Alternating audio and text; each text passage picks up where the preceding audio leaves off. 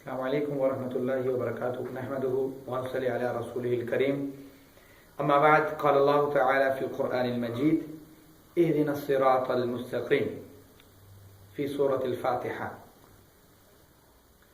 آج انشاءاللہ ہم سورۃ فاتحہ کی آیت نمبر 6 کو پڑھیں گے۔ اب تک ہم نے جتنی 5 آیات پڑھی ہیں سورۃ فاتحہ کی، اس میں ہم اللہ تعالیٰ کی تعریف کر رہے ہیں۔ جیسے اللہ کے نبی صلی اللہ علیہ وسلم کی ایک حدیث ہے کہ اللہ تعالیٰ فرماتے ہیں کہ میں نے سورۃ فاتحہ کو اپنے اور اپنے بندے کے درمیان تقسیم کر دی ہے۔ وہاں پہ نماز کے الفاظ مراد سورۃ فاتحہ ہے کہ میں نے اپنے اور اپنے بندے کے درمیان تقسیم کر دی ہے، آدھی میرے لیے اور آدھی بندے کے لیے۔ اب بات اس طرح ہے کہ ہم دیکھیے شروع سے پڑھیں گے تو آپ کو یہ بات سمجھ آئے گی کہ اللہ فرماتے ہیں الحمدللہ رب العالمین، ساری تعریفیں اللہ تعالیٰ کے لیے ہیں جو تمام جہانوں کا مالک ہے۔ الرحمن الرحیم، وہ رحمان بھی ہے، رحیم بھی ہے، مالک یوم الدین بھی ہے۔ ایاک نعبد و ایاک نستعین کا پھر ہمارا اعتراف ہے، دعا بھی ہم نے ابھی تک نہیں مانگی، اب دعا کا اصل سلسلہ شروع ہو رہا ہے۔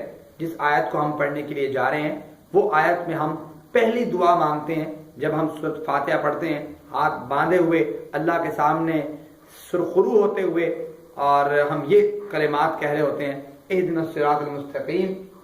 اس کا معنی کیا ہے آج ہم نے وہی ڈسکس کرنا ہے اور وہی پڑھنا ہے۔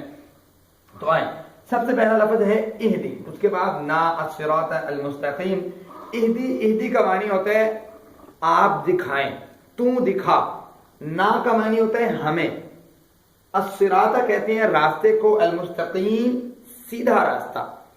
اچھا، تھوڑا سے یہ اس کا لفظی معنی ہے، ہم تھوڑا سا اس کو اور ڈیپلی جاتے ہیں کنسپٹ لینے کے لیے۔ اہدی کہتے ہیں آپ دکھائیں۔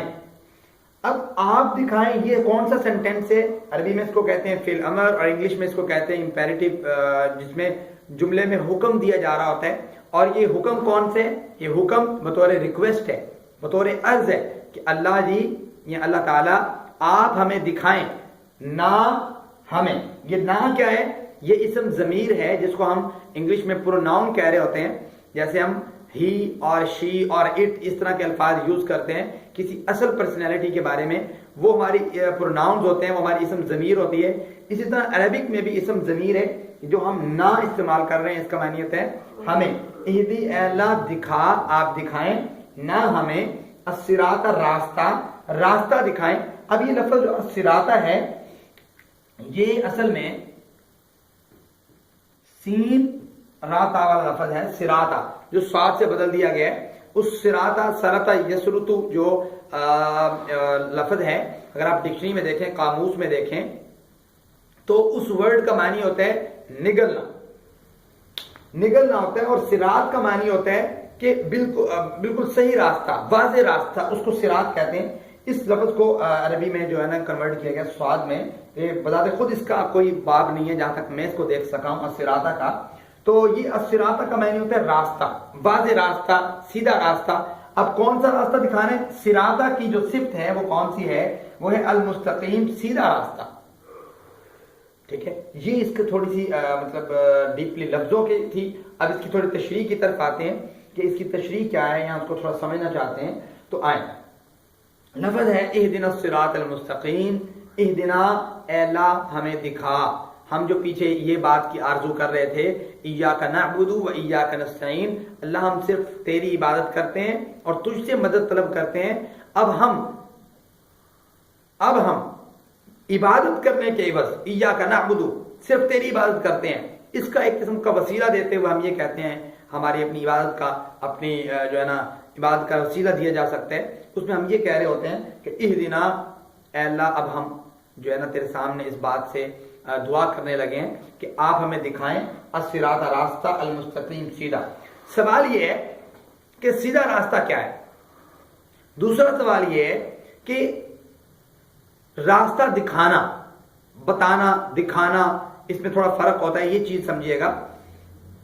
2 پوائنٹ ہیں، ایک ہے راستہ بتانا، ایک ہے راستے پر چلانا۔ راستہ بتانا، جیسے پیغمبر کائنات علیہ الصلوۃ والسلام کے بارے میں اللہ تعالیٰ نے فرمایا وَإِنَّكَ لَتَهْدِي إِلَى صِرَاطٍ مُسْتَقِيمٍ، آپ سیدھا راستہ دکھانے والے ہیں، سیدھا راستہ بتانے والے ہیں۔ یہ سیدھا راستہ بتا ہر کوئی سکتا ہے کہ بھئی یہ سیدھا راستہ ہے، یہ راستہ سیدھا ہے، وہ کس ریفرنس سے بتاتا ہے؟ وہ اللہ اور اس کے رسول کے ریفرنس سے بتاتا ہے کہ یہ سیدھا راستہ ہے.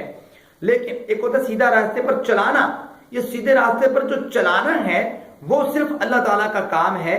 ہم یہاں پہ غلطی کرتے ہیں، ہم کسی اور کو سیدھے راستے پر چلانے والا مان کر یہ بھی ایک قسم کا ہم جو ہے شرک کی طرف بڑھ رہے ہوتے ہیں، کیونکہ سیدھے راستے پر چلانا یہ اللہ تعالیٰ کا کام ہے. قرآن مجید اگر آپ پڑھیں، قرآن مجید میں مالک کائنات فرماتے ہیں انک لتہدی من احببت ولکن اللہ یہدی من یشاء. اے اللہ کے نبی، جس کو آپ چاہتے ہیں ہدایت مل جائے، ایسا نہیں ہو سکتا. جس کو اللہ چاہے اس کو ہدایت ملتی ہے. یہ ہے سیدھے راستے پر چلانا اور سیدھے راستے کو دکھانا. اس میں ایک ڈفرنٹ، اس کو سمجھنا بہت لازمی تھا. دوسری بات، سیدھا راستہ کون سا ہے؟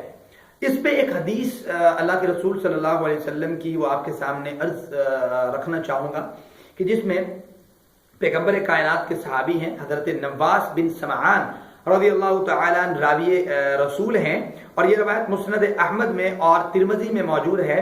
فرماتے ہیں کہ رسول اللہ صلی اللہ علیہ وسلم نے ہمیں فرمایا کہ اللہ تعالیٰ نے صراط مستقیم کی مثال جو ہے وہ اس طرح بیان کی ہے.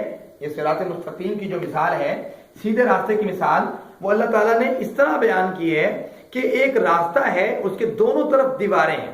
ایک راستہ ہے، اس کے دونوں طرف دیواریں ہیں، ان میں کئی ایک کھلے ہوئے دروازے ہیں. ان راستوں میں کئی ایک کھلے ہوئے دروازے ہیں جو دیواروں میں لگے ہوئے ہیں، اور دروازوں پر پردے لٹک رہے ہیں. دروازوں پر پردے لٹک رہے ہیں، اور راستے کے درمیان میں کھڑا ہوا ایک شخص جو ہے آواز دے رہا ہے کہ بھی آپ اسی راستے پر چلتے رہنا، اسی سیدھے راستے کو اپناتے رہنا. اور ایک شخص پیچھے اور دروازوں کے پاس کھڑے ہو کے اس بات کی آواز دے رہا ہے. اور وہ کوئی بندہ اگر دروازہ کھڑکاتا ہے یا دروازہ اندر جانے لگتا ہے تو اس کو وہ یہ کہہ رہا ہوتا ہے، ہائے تجھ پہ افسوس کہ تو یہاں پہ غلط راستے پر آ رہا ہے. اس طرح کے اس کو الفاظ کہتے ہیں. فرمایا کہ اب سمجھیے گا اس مثال سے کہ دو دیواریں، ان میں دروازوں پر پردے لٹک رہے ہیں. ایک جو ہے نا وہاں پہ کھڑا شخص یہ کہہ رہا ہے کہ آپ سیدھے راستے پر چلتے رہیں، دوسرا یہ کہہ رہا ہے کہ آپ جو دروازہ کھڑکا رہے ہیں، اس کو کھولنا چاہ رہے ہیں، وہ تجھ پر افسوس ہے، اسے نہ کھول. یہ چیز کہہ رہے ہیں. یہ کیا ہے؟ اس میں مثال میں صراط جو ہے، راستہ جو ہے وہ اسلام ہے، اللہ کے نبی صلی اللہ علیہ وسلم کا فرمان ہے.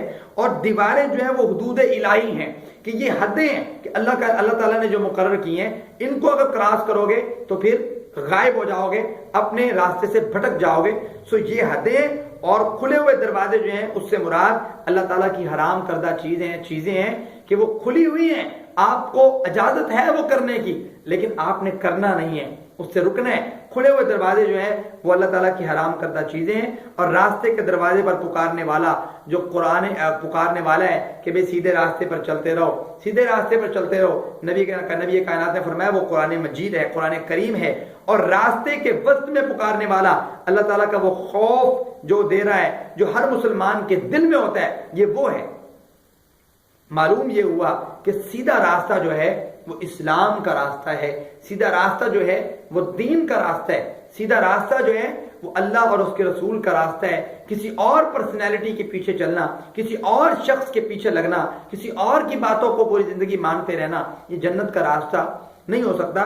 ہمیں جو راستہ اپنانا ہے وہ راستہ سیدھا راستہ ہے. اور اللہ کے نبی صلی اللہ علیہ وسلم کے ایک اور صحابی رسول ہیں سیدنا عبداللہ ابن مسعود رضی اللہ تعالیٰ عنہ، وہ بھی کہتے ہیں کہ اللہ کے نبی نے ہمارے سامنے جو ہے ہمارے لیے خط کھینچے، اور اس سے ایک خط کھینچا اور اس میں جو ہے نا بہت ساری ٹیڑھی لائنیں بھی لگائی، اور کہا کہ یہ سیدھا ایک راستہ جو ہے، وہ سیدھا راستہ جو نکل رہا ہے یہ اسلام کا راستہ ہے. اور اس آیت کو تلاوت کیا کہ وَأَنَّ هَذَا صِرَاطِي مُسْتَقِيمًا فَاتَّبِعُوهُ وَلَا تَتَّبِعُوا السُّبُلَ فَتَفَرَّقَ بِكُمْ عَنْ سَبِيلِهِ. اب دنیا میں رہتے ہوئے آپ کے سامنے بہت سارے راستے آئیں گے، غلط راستے بھی آپ کو پرووائڈ ہوں گے، اچھے راستے بھی ملیں گے، لیکن اس بات کو یاد رکھنا غلط اور متفرق راستے جو ہیں ان کو چھوڑ کر سیدھا جو اسلام کا وے ہے اس کو اپناتے ہوئے حدود اللہ کی حفاظت کرتے ہوئے اپنی زندگی کو بسر کرنا، یہی ہمارے ایمان کا جز اور حصہ ہے. اور اسی کی ہم اپنی نماز میں اللہ تعالیٰ سے دعا مانگے ہوتے ہیں کہ اے اللہ ہمیں سیدھا راستہ دکھانا، اور پھر اس سیدھا راستے کو دکھانے کے بعد ہمیں اس سیدھے راستے پر استقامت بھی دینا.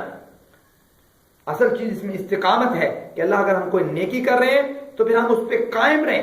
یہ نہ ہو کہ دنیا کی رنگینیوں کو دیکھتے ہوئے یا دنیا کے کام کاج کی وجہ سے ہم اس نیکی سے بھاگ جائیں، اس سے دور ہو جائیں. اس پہ استقامت ہم مانگ رہے ہوتے ہیں. یہ چیز سمجھ کر، یہ سوچ کر آپ نماز میں کھڑے ہوں اور یہ چیز ایسے سوچیں کہ میں اللہ سے مانگ رہا ہوں، تب آپ کی نمازوں میں، ہماری نمازوں میں لذت اور چاشنی پیدا ہوگی۔ دعا ہے کہ اللہ تعالیٰ مجھے اور آپ کو صحیح معنوں پر قرآن مجید کو سمجھنے اور اس پر عمل کرنے کی توفیق عطا فرمائے۔ وآخر دعوانا الحمد للہ رب العالمین۔